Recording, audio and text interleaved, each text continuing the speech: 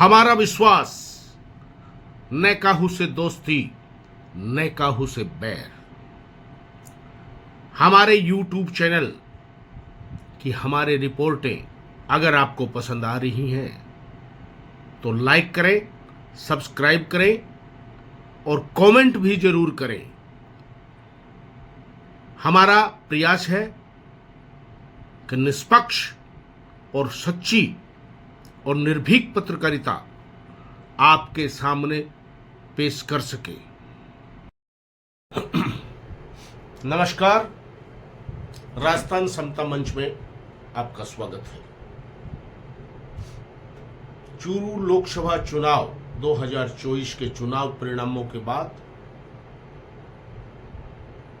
हम चर्चा कर रहे हैं विधानसभा वाइज चुनाव परिणाम को लेकर। आज बात करेंगे सरदार शहर विधानसभा क्षेत्र की। 3 महीने पहले जब सरदार शहर विधानसभा क्षेत्र के चुनाव परिणाम विधायक के रूप में आए थे तो कांग्रेस के अनिल शर्मा निर्दलीय राजकरण चौधरी को 21,890 वोटों से हराया था। विधानसभा चुनाव में भारतीय जनता पार्टी के उम्मीदवार राजकुमार रेणुआ थे, कांग्रेस के उम्मीदवार अनिल शर्मा थे और कांग्रेस के बागी नगर परिषद सभापति सरदार शहर राजकरण चौधरी, भाजपा के पूर्व विधायक अशोक पीचा, इनके समर्थकों ने अपनी अपनी पार्टियों से बगावत कर एक नया मोर्चा बनाया और उस मोर्चे के प्रत्याशी के रूप में निर्दलीय राजकरण चौधरी चुनावी दंगल में उतरे और चुनावी दंगल में उतरे तो उतरे, लेकिन एक माहौल ऐसा सरदार शहर विधानसभा क्षेत्र में इन्होंने बना दिया कि भारतीय जनता पार्टी के प्रत्याशी राजकुमार रेणुआ पिछड़कर तीसरे नंबर पर चले गए थे, क्योंकि भारतीय जनता पार्टी के कुछ लोग सार्वजनिक रूप से बगावत करके मैदान में आए तो कुछ लोग जो टिकटों की चाहना रखते थे भारतीय जनता पार्टी में रहते हुए भी राजकुमार रेणुआ के साथ खड़े नहीं उतरे और उसका नतीजा यह हुआ कि रेणुआ की पारी 51,989 वोटों पर ही निपट गई और निर्दलीय राजकरण चौधरी 75,886 वोट लेकर दूसरे नंबर पर रहे। तो अनिल शर्मा 97,876 वोट लेकर विधानसभा में पहुंच गए। लेकिन यह परिदृश्य तो 3 महीने पहले का है। 3 महीने बाद एक और बगावत हुई और वो बगावत हुई भारतीय जनता पार्टी में। विधानसभा चुनाव में जहां कांग्रेस और भारतीय जनता पार्टी दोनों में बगावत हुई थी सरदार शहर विधानसभा क्षेत्र में, वहीं लोकसभा के चुनाव में भारतीय जनता पार्टी में सिटिंग सांसद राहुल कस्वा ने भारतीय जनता पार्टी से उनका टिकट काटे जाने को लेकर बगावत कर दी और राहुल कस्बा का टिकट काटा जाना भारतीय जनता पार्टी को इतना महंगा पड़ा कि चूरू लोकसभा क्षेत्र से राहुल कस्बा, जो पिछले 10 सालों से भारतीय जनता पार्टी के सांसद थे, कांग्रेस में आकर कांग्रेस के टिकट पर चुनाव लड़कर उन्होंने भारतीय जनता पार्टी के देवेंद्र झाझड़िया को चुनाव में पटकनी दे दी। भारतीय जनता पार्टी से कांग्रेस में आने का एक परिणाम तो जरूर देखा गया कि जो राहुल कस्बा पिछले 2 चुनाव लाखों वोटों से जीते थे, इस बार उनकी गाड़ी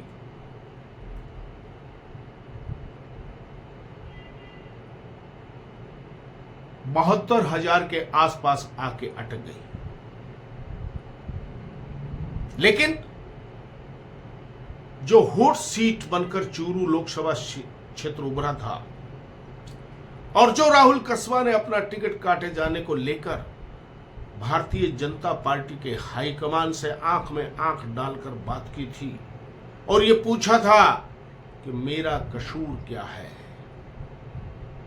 उसका परिणाम उन्होंने पॉजिटिव दिया। न केवल चूरू में बल्कि राहुल कस्बा की बगावत और तीखे सवालों के चलते कहीं न कहीं शेखावाटी के पूरे अंचल में राहुल कस्बा की बगावत का लोकसभा चुनाव 2024 में असर रहा, भले ही आंशिक ही रहा हो। 3 महीने पहले जिस सरदार शहर विधानसभा क्षेत्र से कांग्रेस के अनिल शर्मा 21-22 हजार के करीब वोटों से चुनाव जीते थे, ऐसा 3 महीने के भीतर भीतर क्या हो गया कि वो जीत 22 हजार से घटकर 12 हजार के करीब आ गई, जबकि 3 महीने के इस समय के दौरान जिन राजकरण चौधरी ने 75,000 वोट सरदार शहर विधानसभा क्षेत्र में निर्दलीय उम्मीदवार के रूप में लिए थे, वे स्वयं भाजपा के पूर्व विधायक अशोक पिंचा और इन दोनों की टीम जिनको विधानसभा चुनाव में भारतीय जनता पार्टी ने निष्कासित किया था, उनको फिर से भारतीय जनता पार्टी में शामिल कर लिया।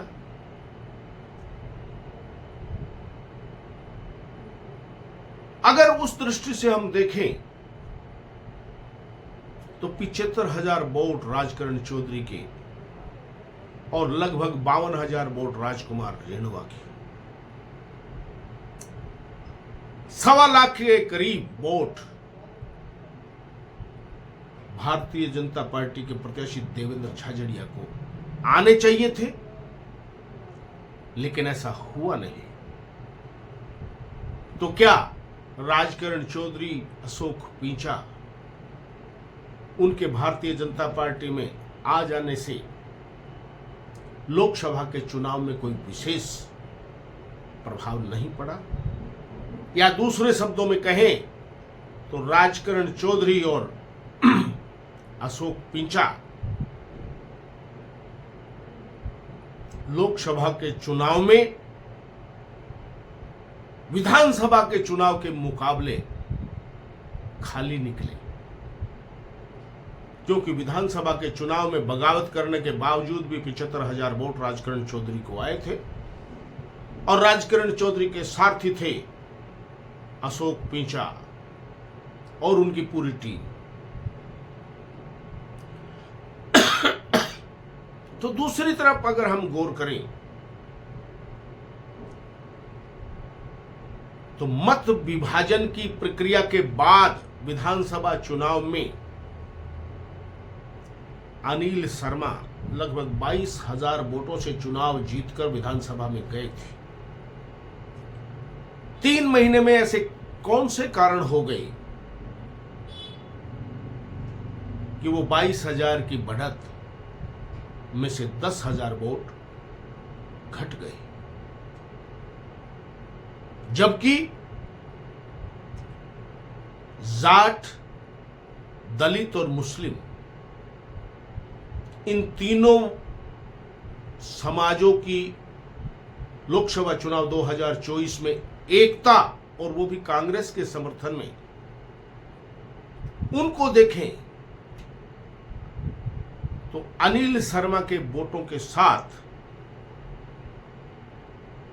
75,000 वोट जो राजकरण चौधरी को मिले थे, जिनमें से ज्यादा वोट जाट समाज के ही थे, तो वो राहुल कस्बा की ओर खिसकने चाहिए थे। लेकिन लगता है ऐसा हुआ नहीं। राजकुमार रीणवा जो भारतीय जनता पार्टी के प्रत्याशी थे विधानसभा चुनाव में, उनको 51,939 वोट विधानसभा के चुनाव में मिले थे। तो देवेंद्र झाझड़िया जो भारतीय जनता पार्टी के लोकसभा प्रत्याशी थे, उनको 80,360 वोट सरदार शहर विधानसभा क्षेत्र से मिले। कुछ लोग विधानसभा वाइज हमारी रिपोर्टों पे ये प्रतिक्रिया दे रहे हैं कि मतदान प्रतिशत कम हुआ, उसका एक असर हो सकता है। लेकिन अगर मतदान प्रतिशत कम होना ही उनके नेताओं के बचाव का तरीका है, तो उन्हें यह नहीं भूलना चाहिए कि मतदान प्रतिशत तो सादुलपुर, चूरू, नौहर, भादरा, सरदार शहर, तारानगर, सुजानगढ़, रतनगढ़ सभी जगह कम हुआ है। फिर शादुलपुर में 25,000 से अधिक वोटों की लीड राहुल कस्बा लेके आए हैं, नौर में भारी लीड लेके आए हैं, तो चूरू में भारी लीड लेके आए हैं। क्या मतदान प्रतिशत का प्रभाव इन विधानसभा क्षेत्रों पे नहीं पड़ता? अपने नेताओं की असफलता को मतदान प्रतिशत कम होने के नाम पर छुपाया नहीं जा सकता। सोशल मीडिया का जमाना है, एक एक तथ्य सबके सामने वजह सबूत के साथ रहते हैं। ऐसे में अपने नेताओं को, समर्थकों को भी सच्चाई बेहिचक स्वीकार करनी चाहिए, क्योंकि 8 विधानसभा क्षेत्र चूरू लोकसभा में है, जिनमें से भारतीय जनता पार्टी के तो सिर्फ 2 विधायक जीते थे और एक सादुलपुर में बसपा विधायक। बाकी 5 जगह तो विधायक भी कांग्रेस के रहे हैं। नौहर में भी गैर जाट अमित चाचाण कांग्रेस के विधायक हैं।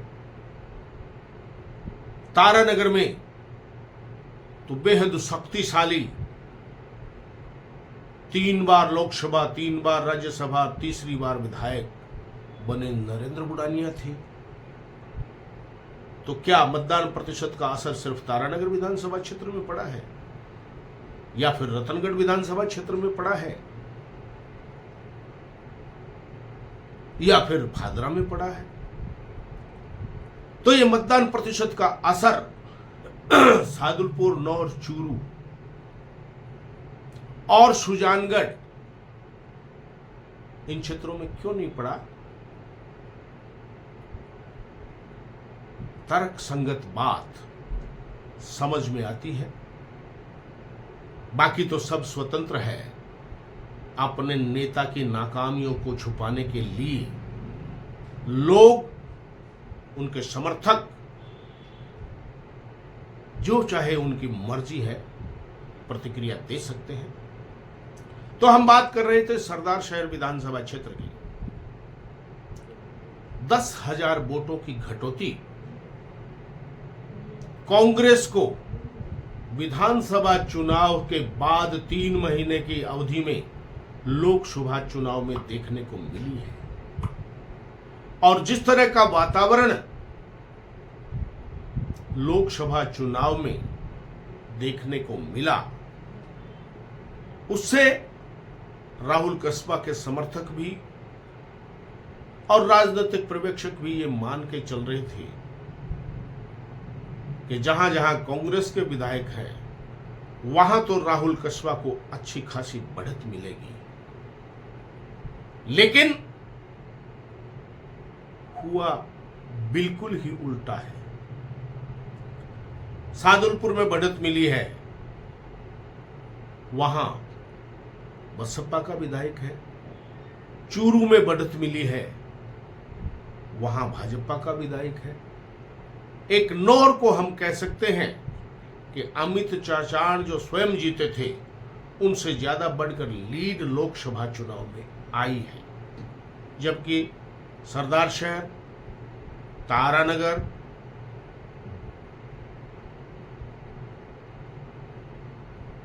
दोनों ही क्षेत्रों में लीड कम हुई है। और रतनगढ़ विधानसभा क्षेत्र जहां कांग्रेस का विधायक है वहां 30,000 की लीड तो कम हुई है। साथ में भारतीय जनता पार्टी के प्रत्याशी देवेंद्र झाझड़िया 1450 वोटों से लीड लिए हैं, जो यह दर्शाता है कि विधायकों ने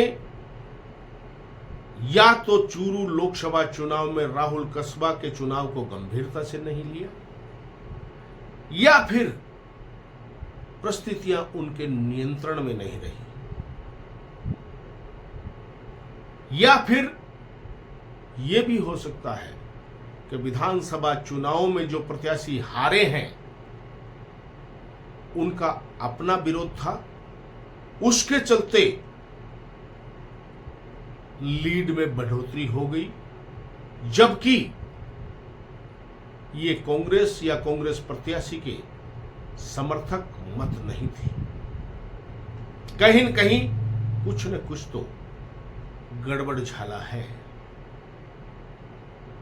जब सादुलपुर में बसपा विधायक होने के बावजूद राहुल कस्बा उस वक्त बीजेपी में थे और उनकी प्रत्याशी सुमित्रा पूनिया तीसरे नंबर पर रही थी और कृष्णा पूनिया कांग्रेस की प्रत्याशी दूसरे नंबर पर रही थी, तो उन दोनों का गठबंधन इस चुनाव में रंग लाया कि जहां कांग्रेस भाजपा दोनों चुनाव हार गए थे, उस विधानसभा क्षेत्र में 25,000 से अधिक वोटों की लीड लाना उपलब्धि के रूप में देखा जा सकता है। तो लगभग यही स्थिति चूरू में रफीक मंडेलिया की उभर कर आती है। वे स्वयं भाजपा के हरलाल सारण के सामने चुनाव हार गए थे, लेकिन लोकसभा चुनाव में चूरू विधानसभा क्षेत्र से राहुल कस्बा ने सम्मानजनक लीड प्राप्त की है। शहरी क्षेत्र में भी 8,000 वोटों से कांग्रेस ने लीड लिया है, तो ग्रामीण क्षेत्रों में भी 9,000 वोटों से कांग्रेस ने लीड लिया है। लगभग 17,000 वोटों की लीड राहुल कस्बा को चूरू विधानसभा क्षेत्र से मिली है और ग्रामीण क्षेत्र में तो चूरू विधानसभा क्षेत्र में सारी परिस्थितियां ही आमूल चूल परिवर्तित हो गई, क्योंकि विधानसभा चुनाव में जहां हरलाल सारण ने 25,000 वोटों की लीड ग्रामीण क्षेत्र में ली थी, वहां राहुल कस्बा 9,000 वोटों की लीड लेके आए। तो इसके जस्ट उलट रफीक मंडेलिया ने चूरू विधानसभा क्षेत्र के शहरी क्षेत्र से 17,000 की लीड ली थी, वो घटकर 7,000 वोटों 8,000 वोटों पे आई है। तो रफीक मंडेलिया चाहे तो अपनी पीठ ठोक सकते हैं, लेकिन यह भी तथ्यात्मक बात है कि चूरू शहर में मुस्लिम, दलित, शहरी क्षेत्र में जाटों की संख्या तो कम है, लेकिन जाटों को भी अगर हम शामिल करें तो जो तीनों समाजों की एकता राहुल कस्बा के प्रति लामबंद थी, या यूं कहूं कांग्रेस के प्रति लामबंद थी, तो उसमें किसी नेता विशेष की कोई विशेष मेहनत का परिणाम हो ऐसा नहीं कहा जा सकता। क्योंकि मतदाताओं की जिस तरह की संख्या है उस हिसाब से ये स्वाभाविक ही परिणाम है। चूरू शहर के दलितों के बूथों को अगर हम जोड़ें तो एक बूथ को छोड़कर सभी पर भारतीय जनता पार्टी के देवेंद्र झाझड़िया पीछे रहे हैं। तो जो वार्ड को रफीक मंडेलिया के पुत्र बढ़ा चढ़ाकर बता रहे हैं, लीड को, उस वार्ड की परिस्थितियां जाट और मुस्लिम मतदाताओं की संख्या अधिक होना ज्यादा है, उनकी राजनीतिक उपलब्धि शायद कम है, लेकिन फिर भी चूंकि 8,000 वोटों से आगे आए हैं तो मंडेलिया परिवार अपनी पीठ ठोक सकता है और उनके समर्थक उनका महिमा मंडन कर सकते हैं, क्योंकि अंत तो गत्वा रहे तो आगे ही है। लेकिन सरदार शहर में पीछे रहना अनिल शर्मा पे सवाल जरूर खड़े करता है।